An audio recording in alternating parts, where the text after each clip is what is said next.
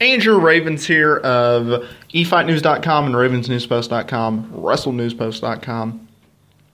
And it is another Ravens Sports Take podcast, and this time we got a little college football action. We got week 4 and final week of the NFL preseason, and I cannot be more excited, y'all. So on this podcast, we're going to preview the week 1 of college football, which starts tonight, August. No, it's not even August no more, y'all. I am so confused. It's September. It's September 3rd. And we got college football on a Thursday night. And the schedule is sick. We're also going to pick some games. We're going to preview the final week of the NFL preseason. Oh, thank you, Lord. And then we may get into a little Oklahoma Sooners football discussion. So, how's everybody doing? Everybody doing good? Good. Let's get into it, y'all. You have several games on tonight. Mostly ESPN. ESPN is stoked. Okay, look. College football is mostly you have a really, really good team, which is ranked, versus a really, really bad team, and it's just a blowout game. That's really what week 1 is, and that's really what college football is until you get into the inter-conference games, and then it's amazing. Okay, so let's just say it right there. 2 games I'm really, really intrigued just to see how they look is South Carolina taking on North Carolina and OSU taking on Central Michigan. And here's the reason why. South Carolina was terrible last year. Okay, usually a team that they're ranked and they have a very, very good defense and they really play defensive ball. Interstate rivalry, they're home. Starts at 5 o'clock on ESPN. Big stage. They only have 130 tickets left. South Carolina should blow North Carolina out of the water. And if not, you're going to have a really bad season. Also, OSU, they were good a few years ago. They lost Brandon Weeden. They really lost a lot of their seniors. In a rebuilding phase the past 2 years, they're not starting at home. They're not at Boone Pickett Stadium. All right, they're going to Central Michigan, and it'll be interesting to see how they look. They should beat Central Michigan, but it's OSU, and you really never know what they're going to look like. Georgia Tech, who's ranked 16th, is facing Alcorn State. They should win that game for sure. Also, Arizona, who's ranked 22nd, they go against Texas San Antonio. I'm saying they put up 60 points. And that is pretty much it for tonight. The game that everyone's talking about, at least for Thursday night, actually 2. You have Michigan taking on Utah, and that is on Fox Sports 1. They almost are sold out. Okay, they have 39 tickets left, which is great. Of course, it's Jim Harbaugh's return/debut at Michigan. He never worked there, but he's returning to college football after his great stint at the NFL's level at the 49ers. They have quarterback problems. They, as of yesterday, Tuesday, they named their starter. I don't have his name in front of me, so I'm not going to try to say who it was. In last year, Michigan was terrible. Michigan is a powerhouse team, powerhouse school, so this is a really important game for Harbaugh to win and get out of the gate quick and fast. I don't think their team will be good until 2 years. Because, college football is all recruitment. And this is not Harbaugh's team. It's just not. So the seniors and juniors that are playing on that team is not his team. So he's going to struggle the first 2 years. But once he gets his guys in there, the guys that he's drafting now, starting in 2 years, I think they're going to be very successful. Also, number 2 ranked TCU is taking on Minnesota at 8 o'clock on ESPN. That game is not sold out. They got 493 tickets to sell. I believe TCU is the team to beat. A lot of people think it's Ohio State. I think it comes down to TCU and Ohio State in the finals of the championship game. That's my prediction. I think TCU will blow Minnesota out of the water. I'm putting 70 points on this game. TCU is mad with their aerial assault. The only game on Friday, there's about 3 games. Boise State's taking on Washington. I think Washington could be an actual upset on that. Boise State's one of those teams that are just barely in the top 25, but they really don't belong there. And Washington has an awesome running game. So Boise State needs to shut that down. Also, Michigan State, who's ranked number 5, who I absolutely love their offense to watch. I don't know why, but I've always been intrigued by Michigan State. Their offense is just so much fun to watch. No huddle, throw the ball, run the ball, get down the field, get in the touchdown, and go get you a Gatorade. I love that offense. They're taking on Western Michigan on Friday night, 6 o'clock, ESPNU. Also, ranked 4, Baylor is going to kill SMU. I love SMU just because of the history, the Eric Dickersons, the scandals, everything about SMU I just love. But they're going to get killed. Baylor is amazing. They were good last year. Some people thought that they could win the championship. Baylor should win this game easily. And then on Saturday, the fun continues. Number 9 ranked Georgia takes on Louisiana Moro. That should be a blowout game. Ole Miss takes on Tennessee Martin, blowout game. Stanford takes on Northwestern. That's a possible upset. Northwestern is a very good football team, at least 2 years ago. They were pretty good last year, and Stanford is one of those teams where you don't know where they stand. Quarterback is good, defense is weak. And Northwestern is one of those teams that can upset you at any time, at any place, on any week. So that is an upset alert for sure. Clemson takes on Wofford. They're ranked 12th. They should win that game. Arkansas takes on UTEP. That should be a win. Another upset, and I know people are going to think I'm crazy on this, but it is airing on CBS. Number 6 ranked Auburn is taking on Louisville. And Louisville has always had and always will have a great defense. Run the ball, take the time away from Auburn, and you could possibly have an upset. UCLA takes on Virginia. That's a close game that airs on Fox at 2:30 on Saturday, but I don't think there's a possibility for an upset, but it could be close. What else? Tennessee takes on Bowling Green. That should be a blowout game. Missouri takes on Southern Missouri State. Blowout game.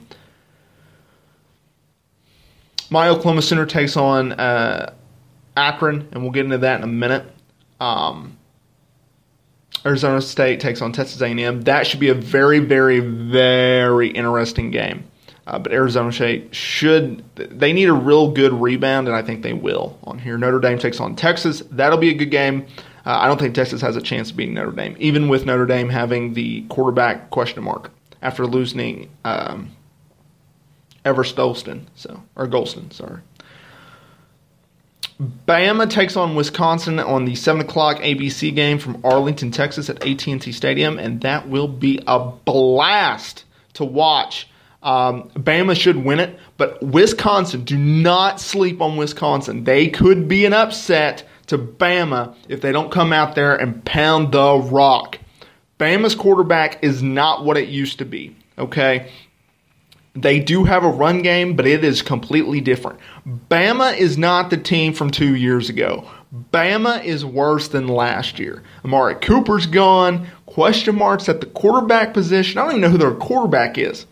So that is a game to watch. There's a reason why that game is on ABC at 7 o'clock. Florida State takes on Texas State.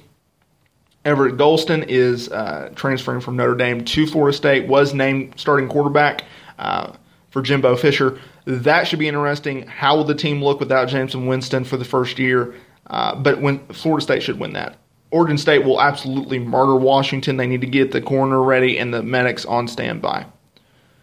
And UCS takes on Arkansas State. That'll be interesting to see how they look.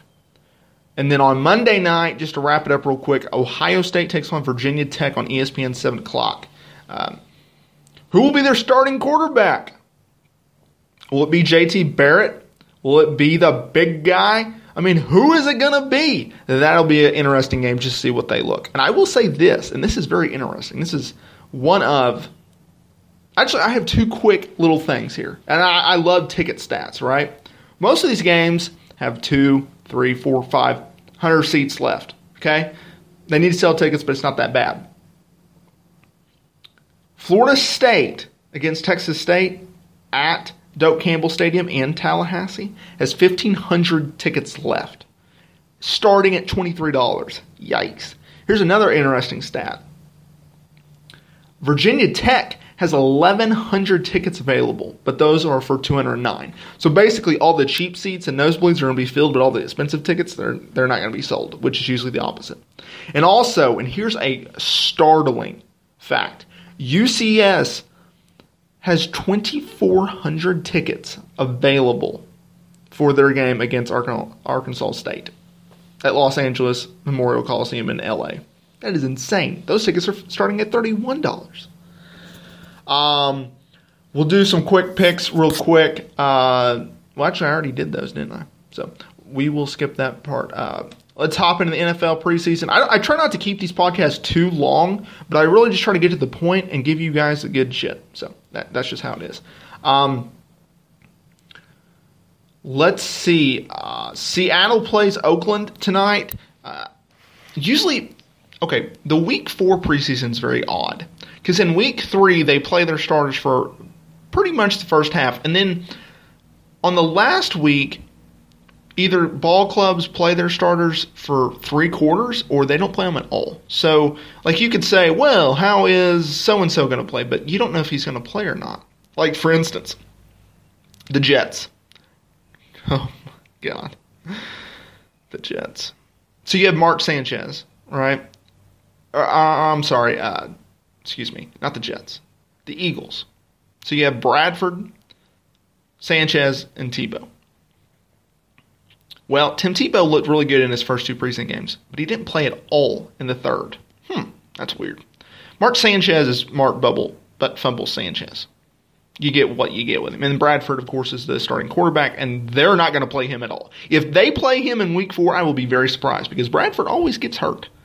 And I love Bradford. He's from Oklahoma. He's my guy. Like, I was looking up YouTube clips of him the other day. I like Bradford. I hope he's really good. I want the Eagles to go. I want them to do great. Other than 3 times a year.